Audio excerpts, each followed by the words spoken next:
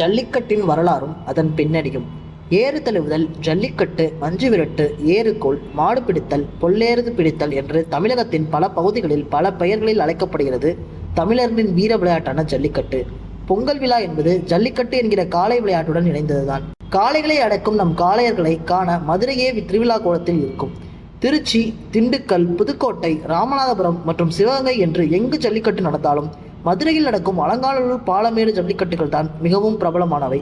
2000 நூற்றாண்டுகளுக்கு மேலாகியும் தமிழர்களின் கலாச்சாரத்தையும் பண்பாட்டையும் உலகறிய செய்த வீர விளையாட்டாக திமிரோடு வலம் வருகிறது ஜல்லிக்கட்டு. ஏறு தழுவுதல் என்று ஆரம்ப காலகட்டத்தில் அழைக்கப்பட்ட இது காலப்போக்கில் ஜல்லிக்கட்டு என்று மாறியதாக பலர் கூறுகின்றனர். அதாவது, ஆங்கிலேயர்கள் நம்மை ஆட்சி செய்த காலத்தின் போது அவர்களது நாணயங்களான சல்லிக்காசுகளை ஒரு துணியில் கட்டி காளையின் கொம்பில் கட்டி விடுவார்கள். காளையை அடக்குபவர்கள் அந்த காளையின் கொம்பில் கட்டப்பட்டிருக்கும் சல்லிக்காசுகளை எடுத்துக்கொள்ளலாம். இதுவே பின் நாட்களில் ஜல்லிக்கட்டு என்று மாறியதாக சொல்லப்படுகிறது.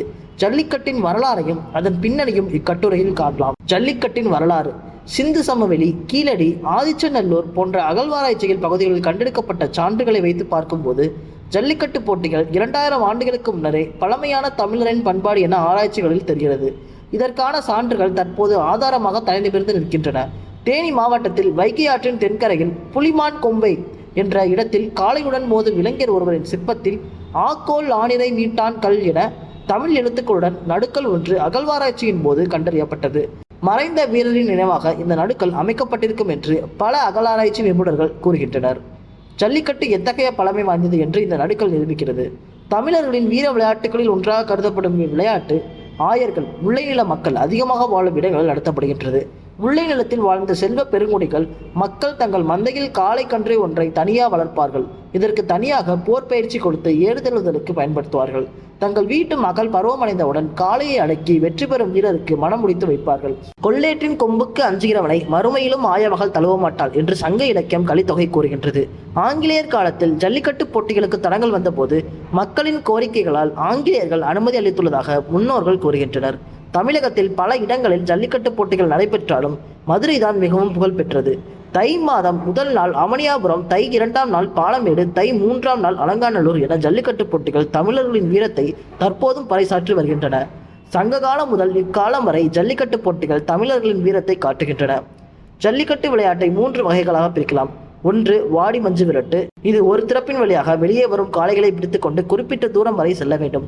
அதன் பிடியை விடக்கூடாது. மதுரையில் உள்ள பாலமேட்டில் இந்த மாதிரியான ஜல்லிக்கட்டு விளையாட்டு மிகவும் பிரபலம். இன்னொரு வகை ராமநாதபுரம், சிவகங்கையில் பிரபலமான காளை விளையாட்டு வெளிவிரட்டாகும்.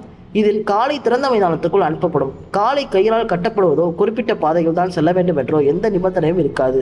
வட்டம் மஞ்சு விரட்டு என்பது 3வது வகை. காளை அடக்கும் போட்டியாகும். இதில் வட்டம் என்ற சொல் கயிறை குறிக்கும். 15 மீட்டர் நீளமுள்ள கயிறால் காளை கட்டப்பட்டிருக்கும்.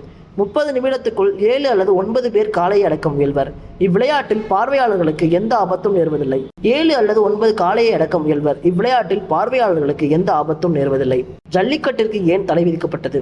2014ஆம் ஆண்டு ஏப்ரல் மாதம் ஜல்லிக்கட்டு போட்டிக்கு தடை விதிக்க கோரி உச்சநீதிமன்றத்தில் வீட்டா அமைப்பு வழக்கு தொடர்ந்தது.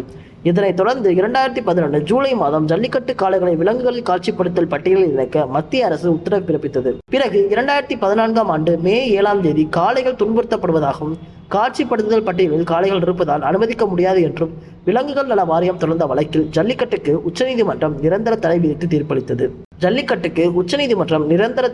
தீர்ப்பளித்தது. இது தமிழக மக்களுக்கு பெரும் அதிர்ச்சியாக இருந்தது. இதன் காரணமாக கடந்த 2015 மற்றும் 16ஆம் ஆண்டுகளில் தமிழகத்தின் ஜல்லிக்கட்டு போட்டி நடைபெறவில்லை.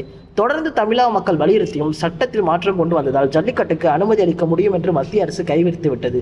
அப்போதைய முதல்வர் ஓ பன்னீர்செல்வம் ஜல்லிக்கட்டு நடந்தே ஆக வேண்டும், இது தமிழர்களின் பண்பாடு கலாச்சாரம் என பிரதமருக்கு கடிதம் எழுதினார். பிறகு உச்சநீதிமன்றம் மாநில அரசால் சட்டத்தை திருத்த முடியாது என்று பதிலளித்தது. அப்பொழுதுதான் ஜல்லிக்கட்டுக்கான போராட்டம் தமிழகத்தில் வெடித்தது. இளைஞர்கள் கூட்டமாக கூடினர். இந்தியாவின் மிகப்பெரிய போராட்டமாக ஜல்லிக்கட்டு போராட்டம் நடந்தது. இந்த வழக்கை விசாரித்த 5 நீதிபதிகள் கொண்ட அரசியல் சாசன அமர்வு ஜல்லிக்கட்டை நடத்தும் வகையில் தமிழக அரசு கொண்டு வந்த சட்ட திருத்தம் செல்லும் என்று அறிவித்தது. அதேபோல் கர்நாடகாவில் எருமை மாடுகளை கொண்டு நடைபெறும் கம்பளா போட்டிக்கும் இது பொருந்தும் என்று உச்சநீதிமன்றம் அறிவித்தது. அதன் பிறகு ஜல்லிக்கட்டு கோலாகலமாக தொடங்கி தற்போது வரை சிறப்பாக நடைபெற்று வருகிறது.